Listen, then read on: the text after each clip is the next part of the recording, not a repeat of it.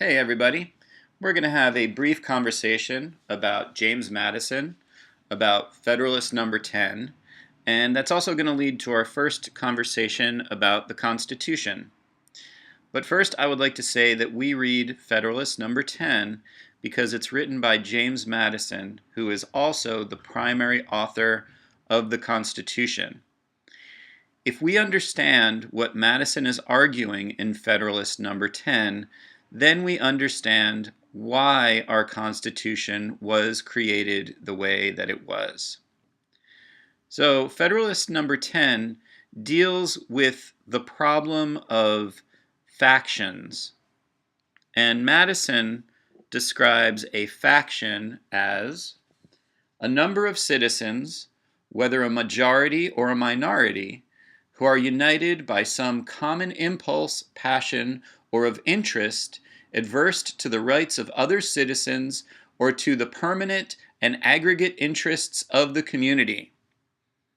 That's a pretty big definition that Madison gives for a faction.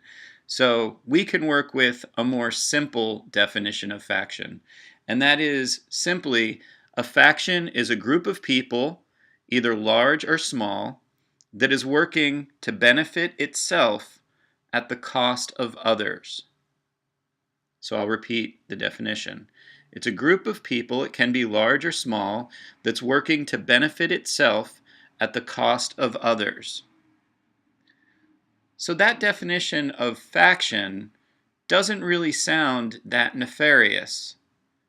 If you think about it, a political party is a faction, a union is a faction, a religious organization is a faction, all corporations are factions.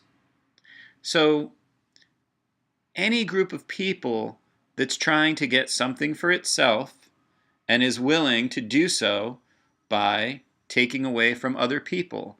What if it's a business corporation that's taking away customers from other people, for example?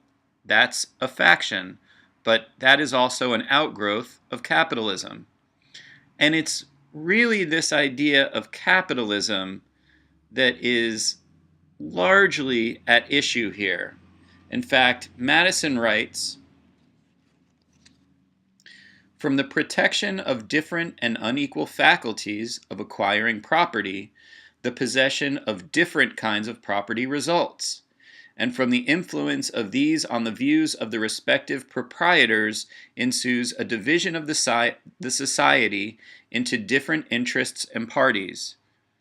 In other words, Madison is saying that if you have a capitalist society, you're going to wind up with some people having a lot of property and some people not having a lot of property. What we think of today as class division.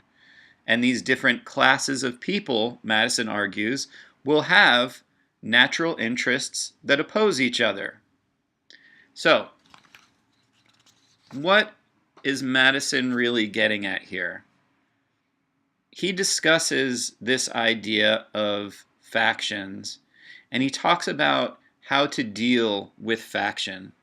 He says, number one, we can remove the causes of faction, or number two, we can deal with the causes of faction. So here he famously writes, and this is in regard to removing the causes of faction, he famously writes, "Liberty is to faction what air is to fire, but it could be not less folly to abolish liberty, which is essential to political life because it nourishes faction, than it would be to wish the annihilation of air, which is essential to animal life." In other words, what he's saying is, we've created a free country, at least free for white land-owning men, but he's saying that for people like him, we've created a free country. So we don't want to give up any of that freedom just because there might be this outgrowth of factions. So his conclusion is, what we need to do is we need to deal with the effects of faction. And the way to do that is to create and encourage as many factions as possible. The idea behind that is that no single faction will become too powerful. So in this second part of this discussion, we're going to talk about how this manifests itself in the Constitution. Talk to you soon.